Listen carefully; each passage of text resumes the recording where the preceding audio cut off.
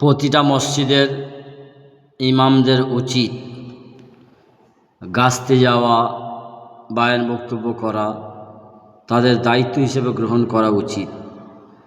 কারণ হলো, গাছতে যখন করা হয়, আল্লাহ তাআলা কুআনফুসাকুম ওয়াহলিকুম নারা বলেছেন, তুমি বাঁচো, আহাল পরিবারকে বাঁচাও।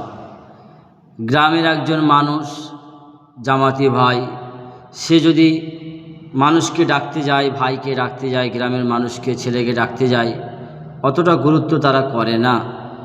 কিন্তু মসজিদের ইমাম যদি যায় একবার, দুবার, তিনবার, চারবার, তার মনের ভিতরে একটা অনুভূতি সৃষ্টি হবে যে মসজিদের ইমাম ডাকতে আসছে, আমার যাওয়া দরকার। তার গুরুত্ব বেড়ে যাবে, ইমামকে সে শ্রদ্ধা করে ভালোবাসবে, অবশ্যই যাওয়া দরকার।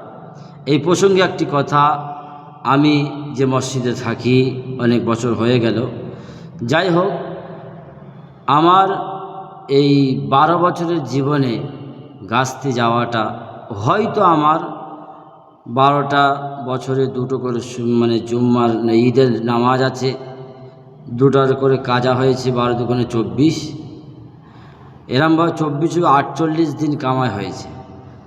আর হয়তো 2-4 দিন শরীর খারাপ হয়েছিল, কোনো বৃহস্পতিবার গাছতের দিন যেতে পারিনি।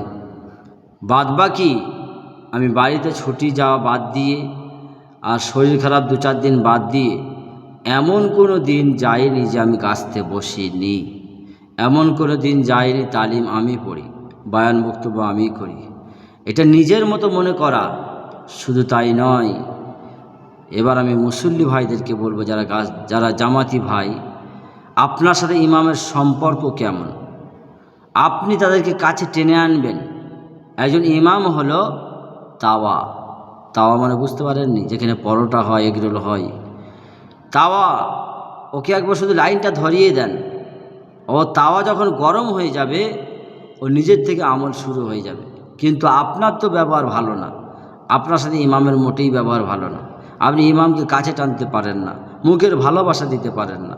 মনে রাখবেন, আল্লাহ নবী বলেছেন, ফাবিমা রহমাতি মিনাল্লাহি লিনতা লাহুম ওয়ালাউ কুনতা ফাজ্জান গলিজাল কলবি লানফাদ্দু মিন হাওলিক ফাআফু আনহুম ওয়াস্তাগফির লাহুম ওয়াশাবিরহুম ফিল আমর। আল্লাহ তাআলা বলেছেন, মুহাম্মদ সাল্লাল্লাহু আলাইহি সাল্লাম, আল্লাহর পক্ষ থেকে বড় দয়া যে আপনি একটা কোমল প্রকৃতির নরম মানুষ তৈরি হয়েছেন। আপনার যদি নরম মানুষ না হতো, আপনার যদি মুখের ভাষা কর্কশ হতো, তাহলে অন্তর কঠোর হলে পরে মানুষ আপনার থেকে সরে যেত। মনে রাখবেন, নরম ভাষায় তাদেরকে ডাকতে হবে।